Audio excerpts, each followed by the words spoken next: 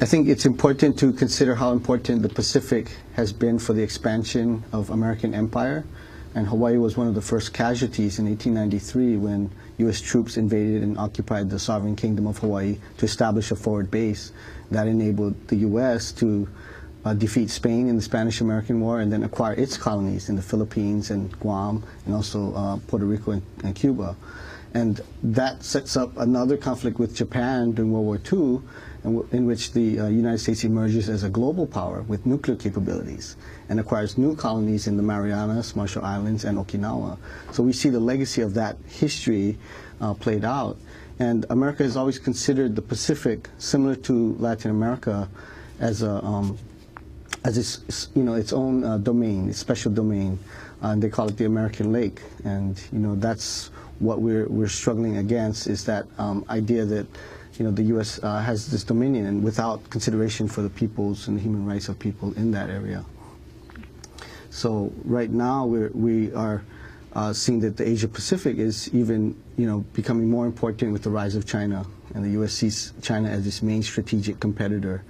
And that's, I think, is a lot of what's driving the military realignment in Korea, in Japan, Okinawa, and Guam, to encircle China and basically neutralize its capabilities. Kozue, can you talk about what happened in Japan last week? There was a major protest, 100,000 people in Okinawa protesting the construction of a new U.S. military base. Explain what's going on with Japan-U.S. relations and with U.S. military bases in Japan. Okinawa is a part of Japan. It's a southernmost part of Japan. It's a small prefecture out of 47, where U.S. military, 75% of U.S. military facilities exclusively used by the U.S. military is located. So there is this high concentration of U.S. military in Okinawa, and that is why we are highlighting the problem in Okinawa. There has been a proposal of building a new base in Okinawa, a completely new one and state-of-the-art military facility in Okinawa, which was protested by people in the community for 10 years by now. We had this regime change last year, and the new administration promised that there will be no build-up in Okinawa. However, what is going on now is that they are negotiating with the U.S. government and saying that we cannot help building this new one. So that is when, and this has been disclosed in the past month or so, and that is why the Okinawan people are raging against, and they felt the need to express their protest against this newly built up of base in Okinawa, and that is how this 90,000 people gathered at this rally. And the population of Okinawa is 1.3 million. That's a lot of people who gathered, and there are many people who cannot express their protest or against their protest because the U.S. military has been there for a long time. It's the military economy is part of their life. It's very difficult for them to publicly say no, but this 90,000 people's rally showed how strong they felt. Why are Japanese in Okinawa so opposed to the base there? They live very close in Okinawa. They live very, very close to the military base. It's not an isolated location. The military base is here, and they have to find places where they could build their houses. It affects in many ways of their lives. Noise pollution is one of them. Environmental pollution is one of them. The issue of rape? Yes, yes. That's more pervasive, but deep-rooted problem that women and children, girls face in the vicinity. Well, not only the close vicinity, but the entire island of Okinawa face danger of sexual violence by U.S. soldiers. And Melvin, if you can talk about what's happening on Guam. Well, basically, with this proposed base closure in Okinawa, the remedy to this solution is really seen as transferring the bulk of these soldiers from Okinawa to Guam.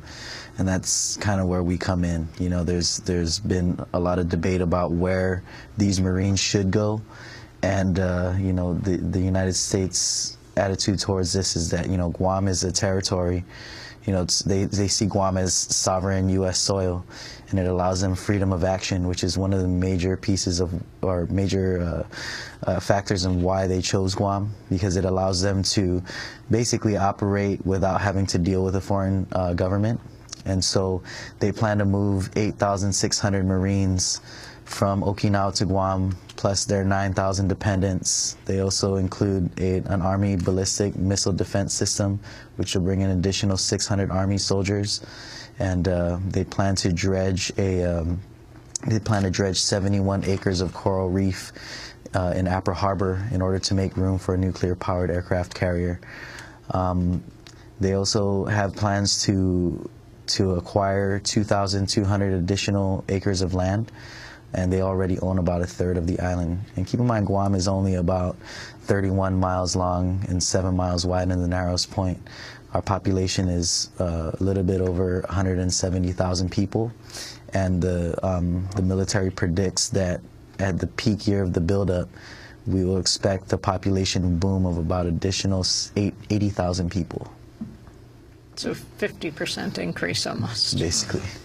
Melvin, talk about what it was like to grow up in the shadow of these U.S. military bases in Guam. What is everyday life like? How does it impact you? Well, you know, the interesting thing about the base presence in Guam is that, you know, we are a United States unincorporated territory, and so, you know, we are U.S. citizens, and I think that's one of the major it's seen as one of the major differences between Guam and Okinawa. But the reality is that, you know, we essentially are second-class citizens. As a, you know, unincorporated U.S. territory, you know, we don't have representation in the Senate. We have a non-voting representative in Congress. We don't vote for president, but we still fall under all U.S. federal laws and regulations. Were you ever concerned that they were going to move Guantanamo to Guam? I mean, you know, it's definitely really when it comes to Guam and you know, military strategy, you really don't know what's going to happen, and we really have no control over what happens. You know, in the military's plan, in their DEIS, their Draft Environmental Impact Statement, they basically said that, you know, other alternatives for the base relocation from Okinawa included the Philippines, Korea, and Hawaii, and all three of those places said no.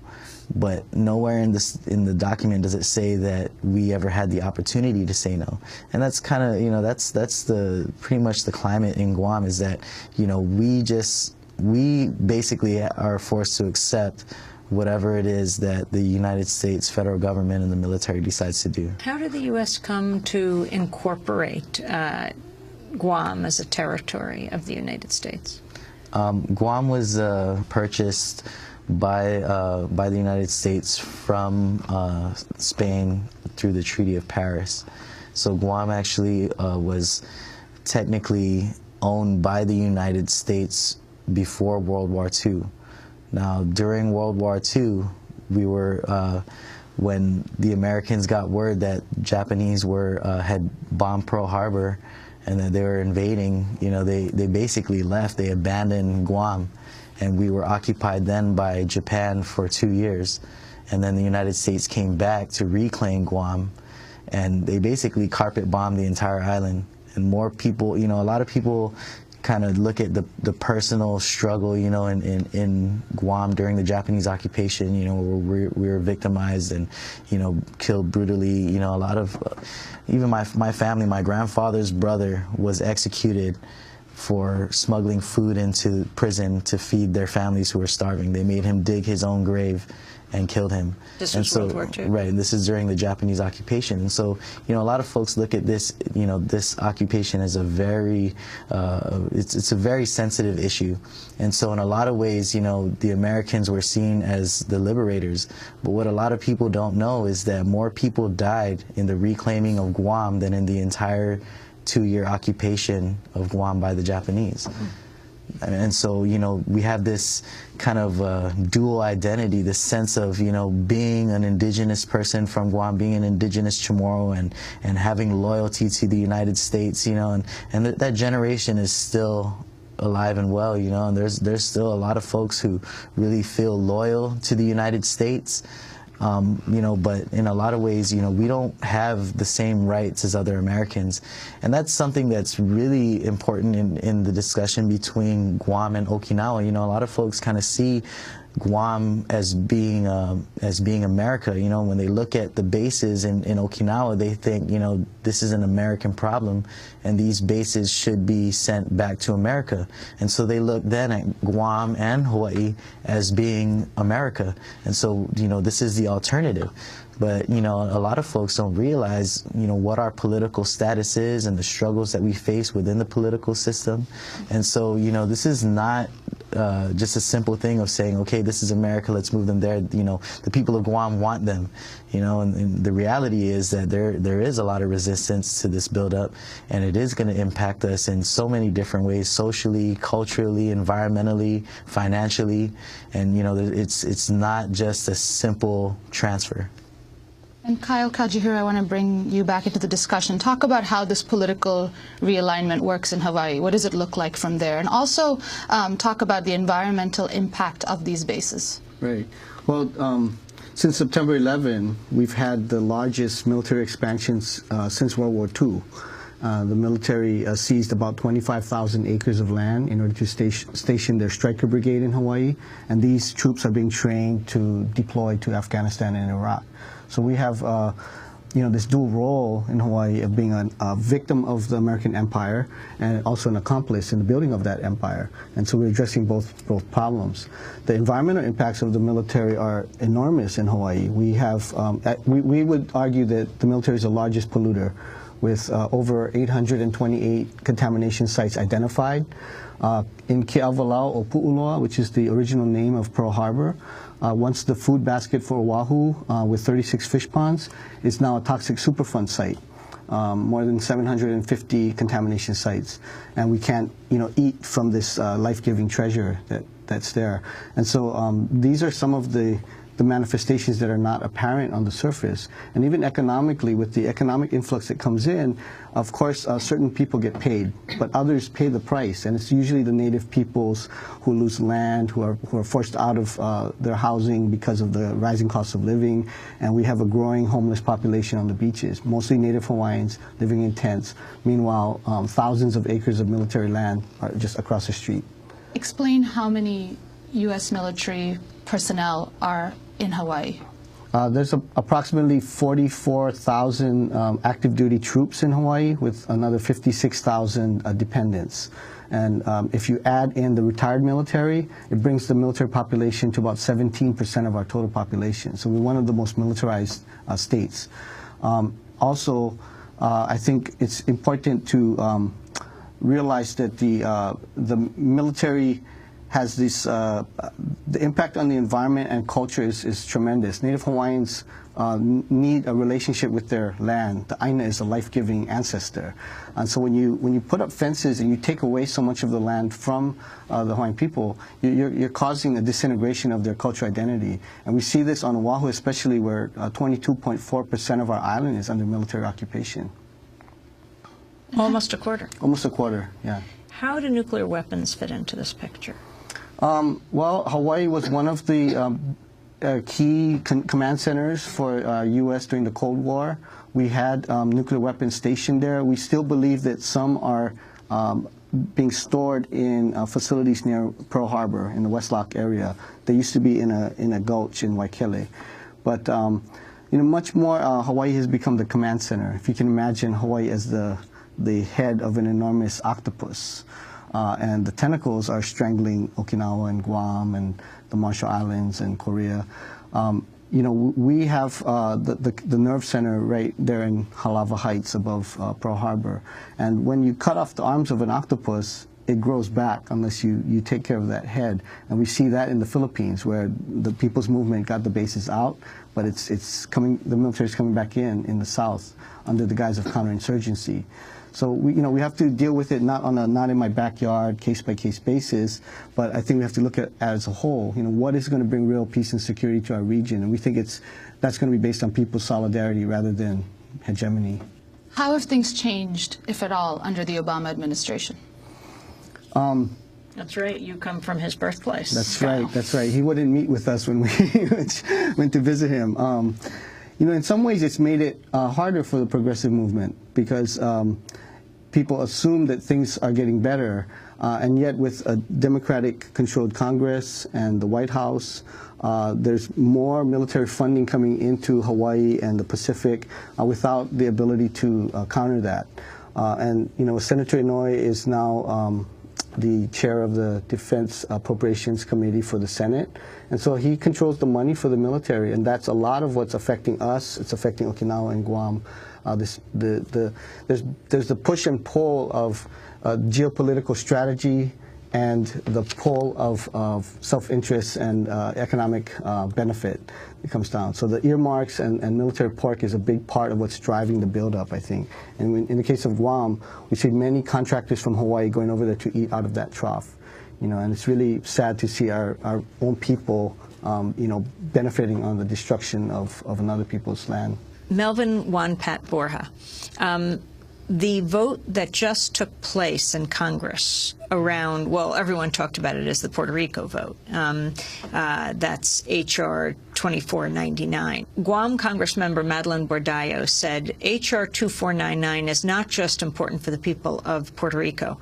It's important for all Americans living in the territories. Each territory, including Guam, must choose its own path to self-determination. That's why I introduced legislation providing federal funds for political status education for Guam so that we can begin our own process. Talk about the significance of this. Well, I think the important thing to note here is that Guam was never really given the opportunity for self-determination. And on top of that, there hasn't been much education at all about self-determination. I think that the people of Guam live in constant fear that what happened in World War II with the Japanese occupation will happen again. And that's, that fear is being used to really drive this buildup. We're kind of seeing this buildup as, an increase in our security. When in reality, when you have a base so large on Guam, it really makes Guam a target. And the only reason why, Guam was invaded by the Japanese military in World War II is because it was an American territory. And so, I think that with self-determination, it really gives our people the opportunity to choose for themselves what they want their political status to be. It gives us the opportunity to be educated about what those choices could mean for us and how we can grow not only as a people but economically, and how we operate within the region. Historically we have connections. All of our islands have connections. We've always migrated and traded with each other, and this is something that's been completely destroyed with things like political status. Becoming an unincorporated territory has been very detrimental to us. The only positive thing that has come out of this is U.S. citizenship, which really was something that had to be done because our people were being severely mistreated, after we were, claimed by the United States. Our island, for example, is a chain of islands, just like Hawaii. People look at, when you think about Hawaii, you think about Hawaii as a chain of islands. You don't think about Hawaii as just Oahu, even though that's the main island where the capital is located. Nobody thinks of it as just Oahu. But Guam, Guam has this kind of like isolated identity. And nobody talks about Saipan, Tinian, Rota, and the other islands in our chain. And we're all the same indigenous people. but our political status has separated us as a people. These are the Northern Mariana Islands. Right. And so they, you know, their political status is a commonwealth, and our political status is a U.S. territory. And now, even with this buildup issue, you know, we're seeing how this separation and this, you know, this imposed sense of rivalry is really playing against us. You know, we're fighting this thing in Guam, saying, you know, that this is not going to be good for, you know, our island and its people. And then we have, you know, the islands and the other islands, you know, who are starting to think, well, maybe, you know, if Guam doesn't want them, then, you know, maybe you should come here. Let us get some of that federal money. And, you know, and you know, this identity crisis that we have, you know, is really just being a divisive force between our people. How did you get involved in this issue? I got heavily involved with this specific issue when the DEIS was released in Guam. You know, your average DEIS is about 100 pages long. And DEIS means? Draft Environmental Impact Study. And so, you know, when your average DEIS is 100 pages long, you get 45 days to respond.